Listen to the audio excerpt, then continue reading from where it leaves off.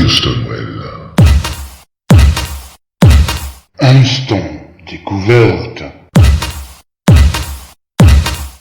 Eh bien, bonsoir à toutes et à tous. C'est avec bonheur que nous nous retrouvons, chers auditeurs, en ce mercredi soir sur Radio Stonewell, autour d'un artiste que nous tenions particulièrement à vous faire découvrir pour cet instant découverte. Alors aujourd'hui, évidemment, je ne serai pas seul à partager le micro, puisque j'aurai la chance d'être accompagné par la reine des gourmandises, Mary Cerise, qui chaque semaine nous offre quelques bouchées aromatisées par les univers des artistes qu'elle nous présente, ainsi que par mon acolyte Pilou, que je ne vous présente plus, évidemment. Alors comment d'abord allez-vous? J'imagine que vous êtes pressé de découvrir notre artiste du jour. Bonsoir Lucas, bonsoir Mary Cerise. Bonsoir. Comment ça va? Bah écoute, ça va super bien. Et moi, j'ai découvert cet artiste il y a pas très longtemps et j'ai vraiment hâte donc de démarrer cet entretien. Ça va, Mary Cerise? Ah, Mary Cerise, on ne vous entend pas. On a un petit problème technique avec Mary Cerise. On n'a pas de son. Moi, ce que je propose. Si, c'est bon. Oui, on l'a retrouvé Mary Cerise. c'est bon. On a retrouvé Mary Cerise. Comme on Donc, disait, je comment vais ça bien, va? et vous? Ouais, Ça va ça très va bien, et super vous? bien. Alors ce soir, c'est tout d'abord un écrivain que nous recevons. Avant tout, un écrivain comme la plume coule, comme il lui plaît à dire, un écrivain mais pas que, puisqu'il est aussi scénariste, autocompositeur et interprète transgenre. C'est une personne transgenre. Ce soir, nous nous intéresserons donc avant tout à l'auteur-compositeur qui interprète des textes en rappant sur des musiques qui portent et qui donnent de ce fait du poids à ces mots. Alors, Noah Loris Solitaria, écoutez, nous sommes ravis de vous accueillir ce soir. Tout d'abord, un grand merci pour avoir accepté de nous rejoindre sur cet instant découverte et de nous accorder donc un peu de votre temps. C'est un plaisir partagé. Alors comme je disais, ce soir, c'est avant tout à l'auteur, compositeur et interprète que vous êtes et à qui nous nous adressons, bien sûr, que nous aurons aussi l'occasion de revenir sur Joker Solitaria, où vous pourrez revenir donc sur votre fanfiction. Avant tout, je voulais vous poser cette question. L'écriture, pour vous, d'après ce que j'en ressens, est-elle une forme d'exutoire? Totalement, ouais. C'est ma manière de m'exprimer, en fait, tout ce que je ne pourrais pas exprimer comme ça physiquement, je le fais au biais de l'écriture. Ouais, c'est bien ce qui se ressent dans la transcription de ce que j'ai pu lire. En tout cas, j'ai eu la chance aussi d'écouter quelques-uns de vos titres et j'ai été surpris par les sentiments qui s'en dégagent. Et je vais pas le cacher, qui ont suscité chez moi quand même de nombreuses émotions. Alors, on passe tantôt d'un univers mélancolique avec notamment votre titre ce mal de vivre ou Fatalité d'un artiste, des cris de colère aussi, de la dénonciation avec Gamine sur le terme lourd de la pédophilie, vers quelque chose aussi parfois de plus positif avec mes filles, où comme vous le dites si bien, on vous sent ressuscité. Alors j'ai écouté entre autres donc votre titre Phénix avec cette chronologie du temps qui passe et qui nous offre vos ressentis à travers les âges. Peut-on dire que vos titres sont autobiographiques? Oui, clairement. Tous mes écrits parlent en général de ma vie. À part certains textes comme Gamine par exemple où je ne l'ai pas vécu personnellement, mais c'est un sujet qui me touche particulièrement. D'accord. En tout cas, c'est un titre très très fort. Moi, j'ai vraiment été scotché, il n'y a pas d'autre mot, par vos mots. Alors, je voulais vous demander, parce que on reviendra là-dessus, on reviendra sur le sujet, mais votre parcours de personne transidentitaire a-t-il eu un impact prépondérant sur votre inspiration? Là, je fais un lien avec votre titre Dysphorie, en fait. Alors, clairement, ma transition m'a beaucoup apporté pour l'écriture, mais j'ai commencé à écrire bien avant de me poser des questions sur mon identité de genre. Ça a dû être compliqué ce type de questionnement. J'imagine que ça n'a pas dû être très facile. On reviendra aussi là-dessus. Alors avec Ma plume saigne, vous dénoncez par une vision assez objective quand même, malgré tout, mais aussi assez pessimiste, pour reprendre quelques-uns de vos mots. La plume coule, le monde s'écroule, nous enterrons nos morts sans saveur. Vous parlez aussi de rêves utopiques, mais des mots m'ont interpellé plus que d'autres quand vous dites que c'est en étant rien que je dois parler. Alors, justement parler et écrire, hein, notamment. C'est ce que vous faites d'ailleurs fort bien. N'est-ce pas là, en fait, l'intérêt et l'objectif porté par le poids de vos mots que vous vous êtes fixé? Clairement. Mon objectif, en fait, c'est de dénoncer la société principalement et dénoncer tout ce qui ne joue pas. Aujourd'hui, je pense qu'on est dans une vision très restreinte et mon but, c'est justement pouvoir faire ouvrir les yeux aux gens. Et le fait d'être une personne lambda, on va dire, qui est partie de tout en bas de l'échelle, on va dire ça comme ça, ben, Ouais. ça me met à égalité avec toutes ces personnes. Et du coup, je pense que j'ai le droit de parler et je peux me donner plus facilement ce droit parce que je suis pas un riche qui a tout, en fait. D'accord. Il y a une forme d'ouverture aussi, du coup, dans les mots que vous partagez. Oui. Donc, on parlait de message là. Quel message voulez-vous essentiellement transmettre justement à travers ces écrits pour aller un peu plus loin dans ce que vous nous disiez? Moi, il y a beaucoup de messages que je veux faire passer en fait à travers mes écrits. Il y en a vraiment beaucoup, mais je veux pousser en fait les gens à ouvrir les yeux et à voir les problèmes qu'il y a autour de nous, que ça soit par rapport à notre planète, que ça soit par rapport à autrui. Euh, on est clairement dans une société, pour moi, qui ne respecte pas grand-chose et on ferme les yeux en fait sur tout ce qui ne joue pas. Et du coup, c'est un peu ça que j'essaye de dénoncer. C'est créer une sorte d'ouverture. Oui, c'est ça, c'est C'est ce que je plus, disais. Il enfin, y a je une pense forme que de. Oui, je pense que c'est plus facile pour l'être humain de nier les problèmes, de ne pas en parler, comme ça il y en a pas, et on n'essaie pas d'y apporter de solution. Enfin, c'est le, enfin, je sais que là on est en période de déconfinement, alors soi-disant il y a le monde d'après. Enfin, pour l'instant, je vois que le monde d'après c'est exactement le même que le monde d'avant, quoi. C'est exactement ça. C'est exactement le même monde qu'avant. Je veux dire, oui, on a tous été contents, soi-disant, de se prendre des nouvelles par FaceTime, machin, pendant le confinement. Mais en fait, je pense que le monde est autant égoïste qu'avant. Hein. Faut pas se leurrer. Il n'y a pas de partage de valeurs communes. Je veux dire, enfin, vous parliez de la planète. Là, c'est bon, la planète, elle est plus rendue à ça puisqu'il faut relancer l'économie à outrance. On est juste pressé de balancer des avions qui vont nous polluer. Il faut relancer les chaînes de production. Alors, je ne dis pas que voilà, mais là, on avait commencé à diminuer le plastique. On se rend compte que bah là, non, il faut le garder, c'est bien, ça protège du microbe. Il y a un tas de trucs comme ça. L'ouverture d'esprit, on n'en parle même pas. Hein. Voilà. Donc, oui, oui, je vous rejoins bien sur là-dessus. Bon, je vais pas pousser mon coup de gueule encore ce soir parce que, voilà, mais ouais. ah, mais si, ton légendaire coup de gueule quand même. On peut pas Non, passer mais à côté, quoi. enfin, il y a quand même un non-sens, enfin, sur tout ce que dénonce un peu dans ces textes Noah. Enfin, il y a un non-sens de l'être humain. En même temps, ouais, c'est bien. Putain, c'était tranquille pendant le confinement. On entendait les oiseaux, la nature reprend. Bon, ok, on a fermé les bars et les restos, mais la seule chose qu'on a laissé ouverte, on nous dit de manger local, tout ça. La seule chose qu'on a laissé ouverte, c'est les McDo où les gens se sont entassés pendant 3 heures à faire la queue pour avoir un Big Mac, quoi. Oh, mais c'est hallucinant, quoi. Enfin, je sais C'est pas. carrément hallucinant. Et puis Euh, avoir mangé ce Big Mac qu'ils ont été au drive, on retrouve tous les détritus à nouveau dans la rue, comme si oui, oui, bah, le mot. enfin là. C'est pareil pour les détritus liés au Covid. Je veux dire, enfin, et moi, et pourtant, j'habite une petite ville et j'habite la campagne. Enfin, j'habite une toute petite ville. Là, ce matin, en me baladant, j'ai trouvé des gants et des masques par terre, quoi. Ah, c'est écœurant, Euh, quoi. Écœurant. Ouais. ouais, ouais. Mais bon, après, je pense que Noah est pas le seul à faire ce constat, même s'il le fait mieux que moi dans des textes et tout ça. Mais voilà, quoi.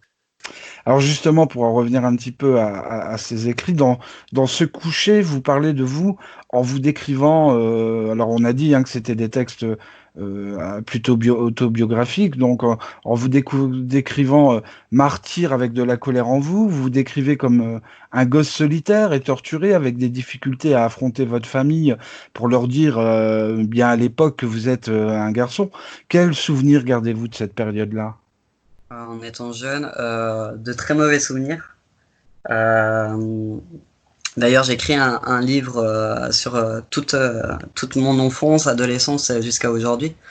Et autant dire que ça n'a pas été très positif parce que j'ai commencé à me poser des questions très très jeune, donc j'avais 7 ans approximativement.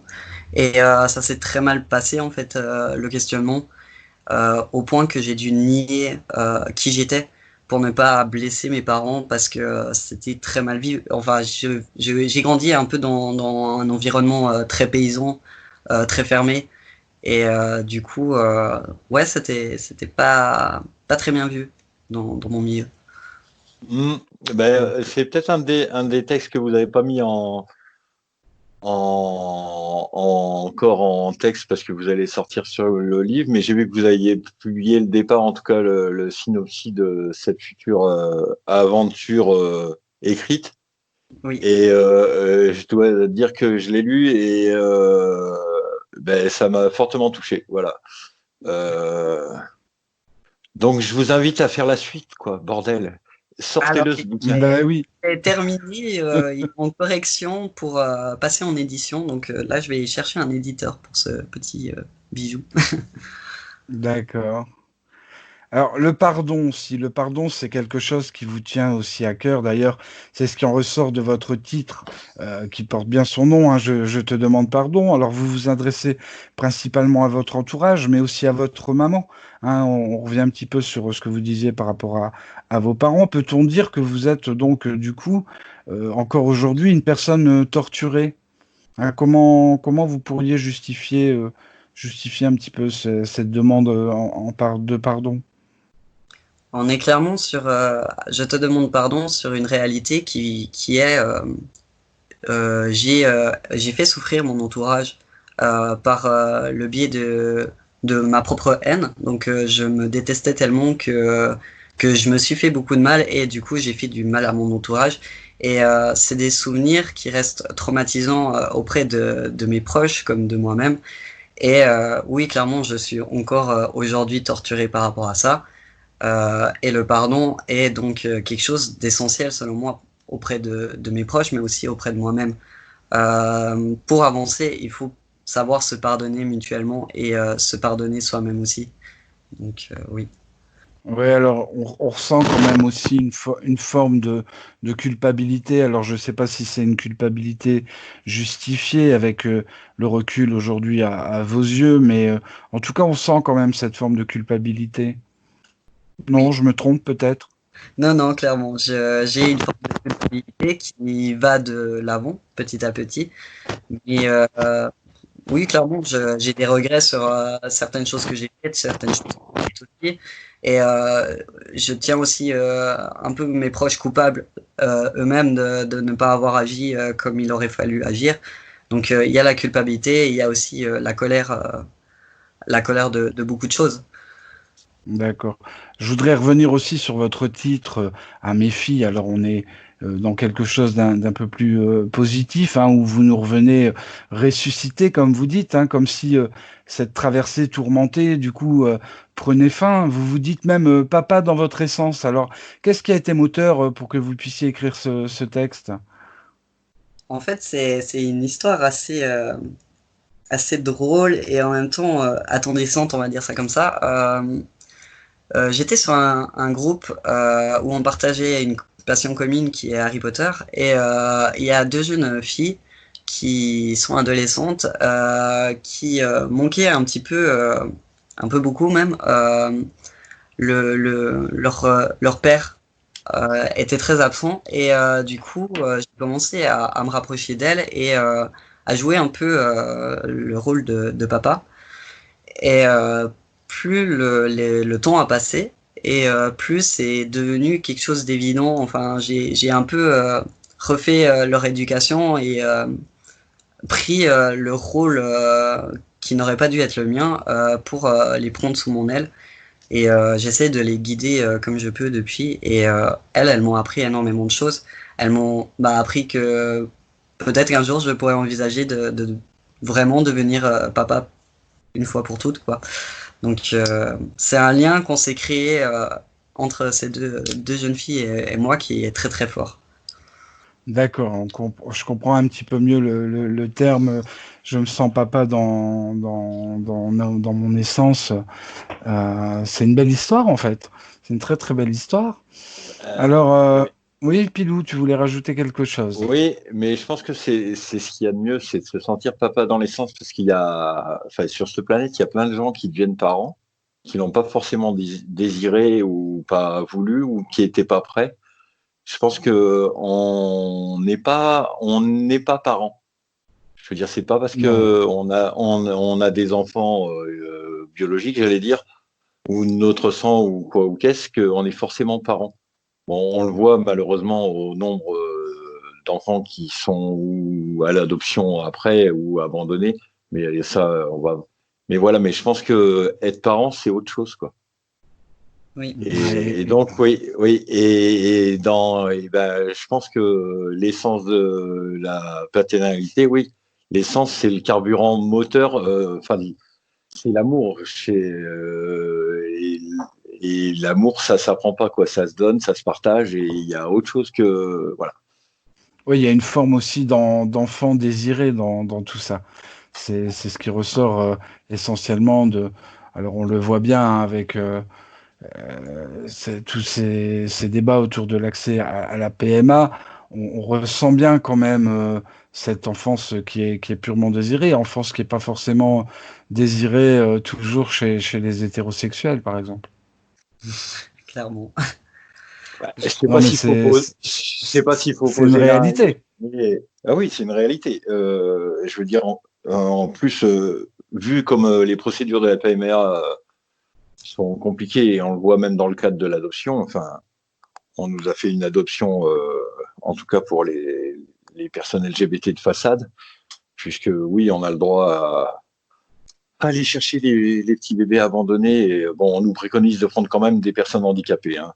Sur certaines structures, Oui. on sait que ça convenait mieux. Hein.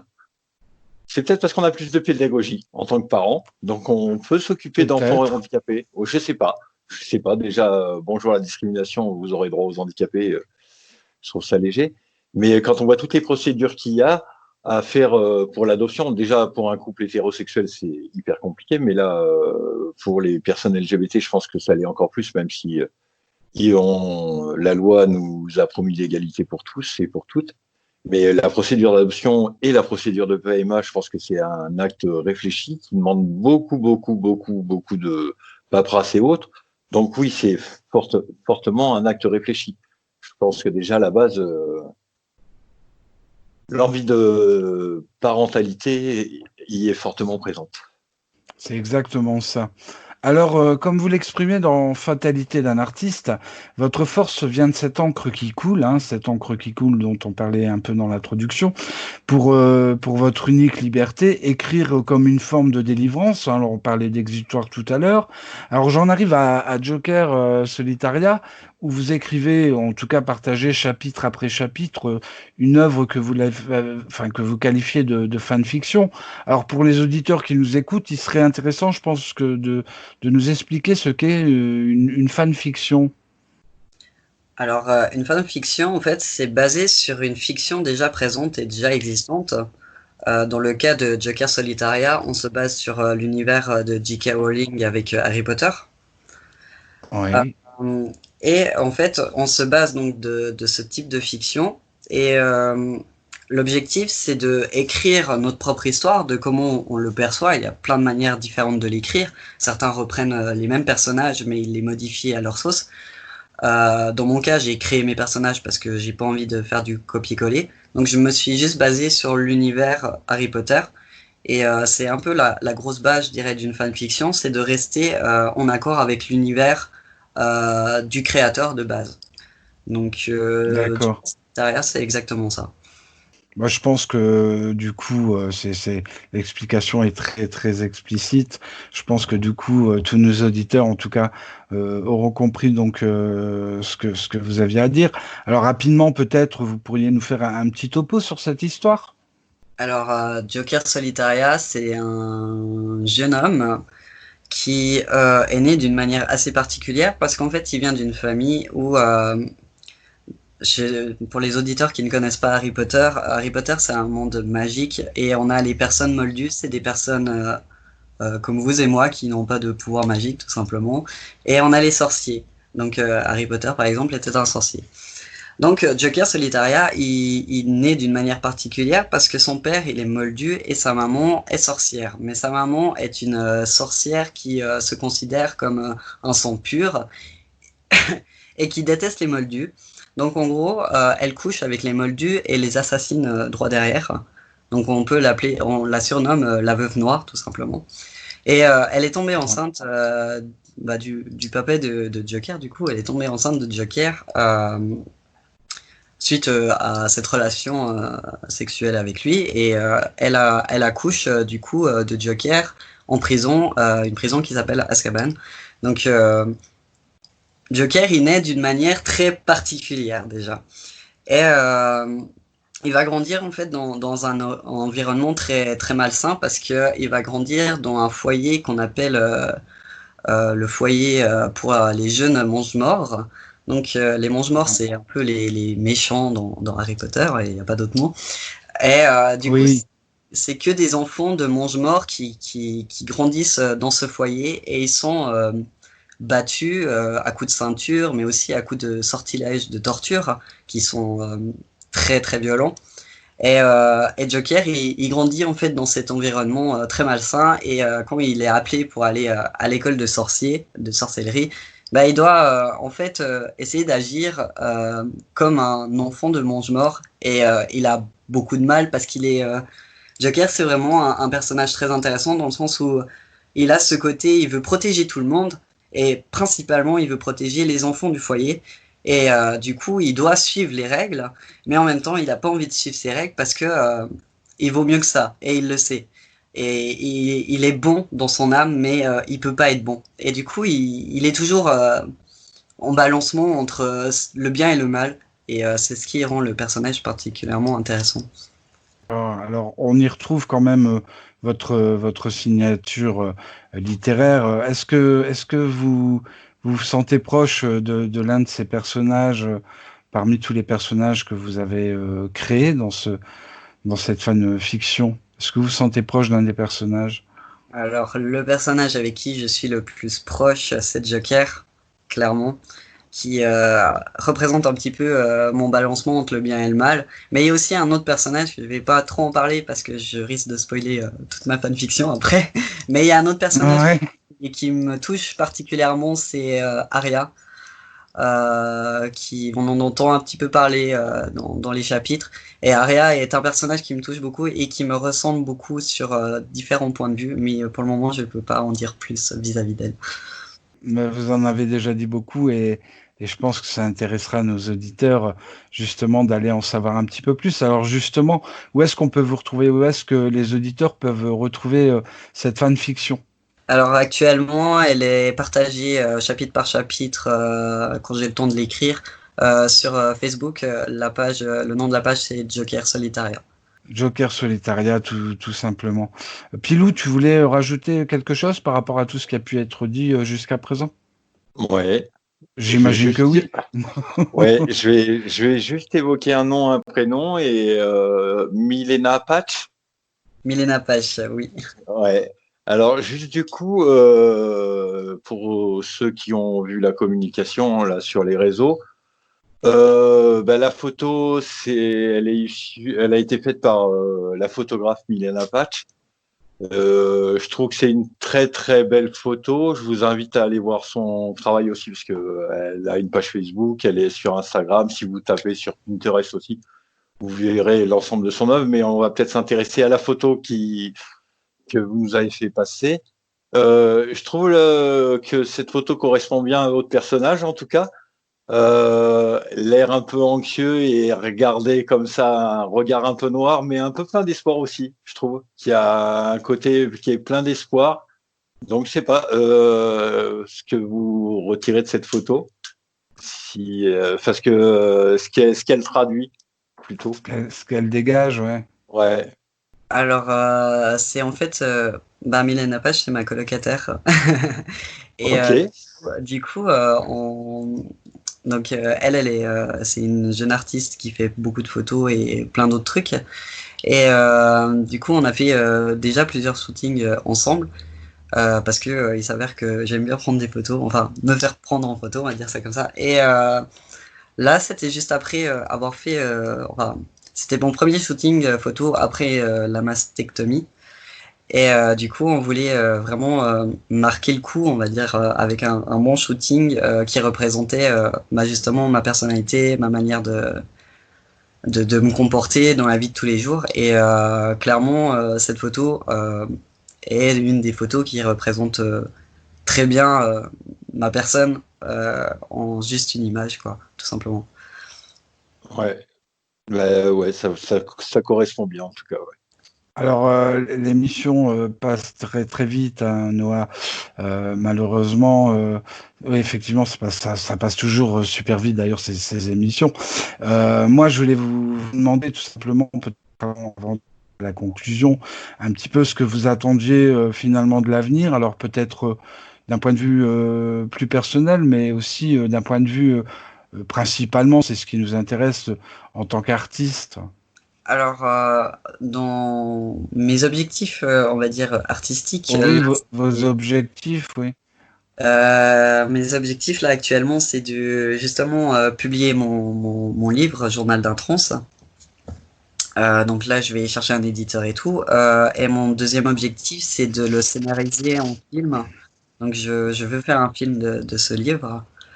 Et par la suite, j'aimerais également travailler d'autres types de bouquins, donc plutôt univers fantastique, où on retrouve aussi le milieu LGBT, ouverture d'esprit, et où mon objectif reste le même de casser tout ce que la société construit, que je trouve ne devrait pas construire.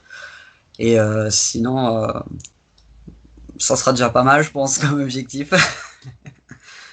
Ah oui, oui, c'est déjà un très grand objectif, hein. On l'avait dit, hein, que vous étiez, enfin que vous êtes scénariste, hein, donc c'est fort compréhensible que vous ayez cette envie donc de monter en tout cas ce film.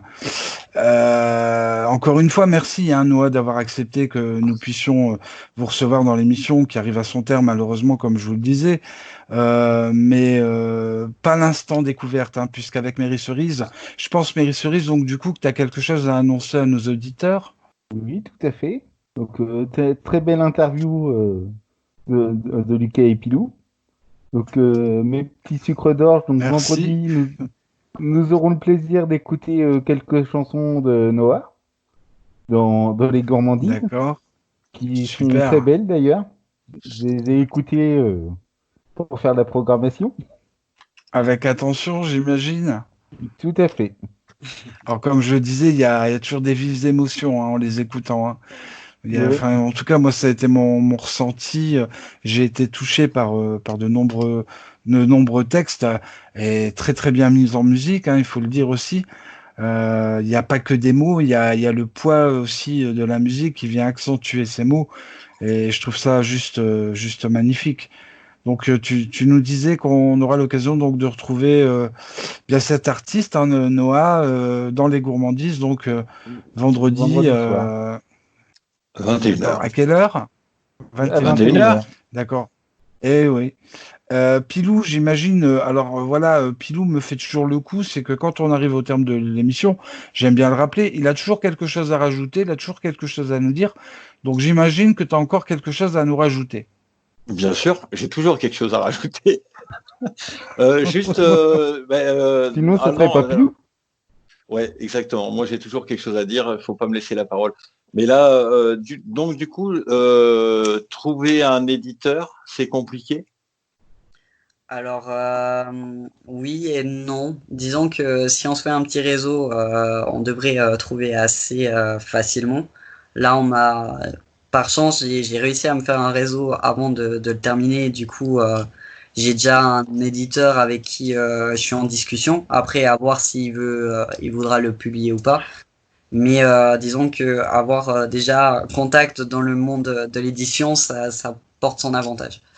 D'accord. Je pensais à ça parce que là, très prochainement, on aura à l'antenne un écrivain, enfin un jeune écrivain qui a un parcours de personnes harcelées en milieu scolaire, enfin une bonne partie de sa vie, et qui a eu des difficultés il a déjà écrit 5 livres et qui a eu des difficultés pour trouver un éditeur. Il n'en trouvait pas, mais il y a un système maintenant d'édition, enfin d'auto-édition. Il y a des boîtes qui font de l'auto-édition.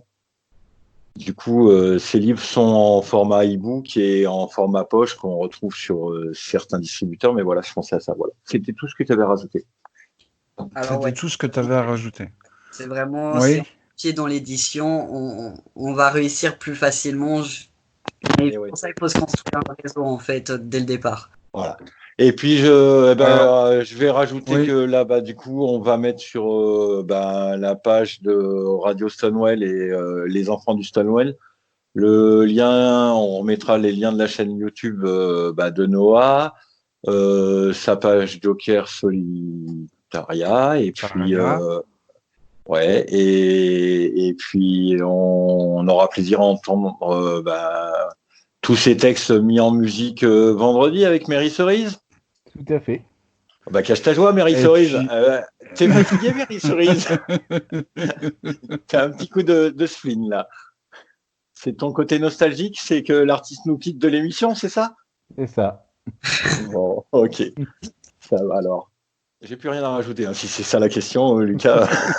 Ouais, il a Bijou bugué. qui n'a plus rien à dire. Ouais, non, j'ai plus rien à dire, ça va. Ah, mais oui, on a perdu Lucas. Je crois qu'il a bugué. Ouais, il a bugué. Ouais, là, on a un petit problème de direct. Et du coup, c'est moi qui vais clôturer l'émission. En tout cas, merci beaucoup Noah d'avoir accepté notre invitation. C'était en tout cas pour nous un réel plaisir. Et puis du coup, on se retrouve vendredi en tout cas pour les gourmandises. Et puis nous, Noah, on se retrouvera peut-être sur d'autres émissions en programmation. En tout cas, merci beaucoup. Merci à nos auditeurs et auditrices de nous suivre très de plus en plus nombreux. Et puis je vous dis à très très bientôt sur Radio Stonewall. À très bientôt. Moi, je voilà. Ouais, je suis désolé, j'ai eu un petit bug. Ouais, c'est les conditions. C'est malheureusement les aléas du direct. Moi je voulais simplement rajouter que on aura peut-être l'occasion de retrouver Noah justement à la sortie de son livre. Ça serait intéressant qu'on puisse en parler tous ensemble, non? Noah, très volontiers. Je sais pas ce que vous en pensez. Donc Pilou, t'en es arrivé à la conclusion de cette émission.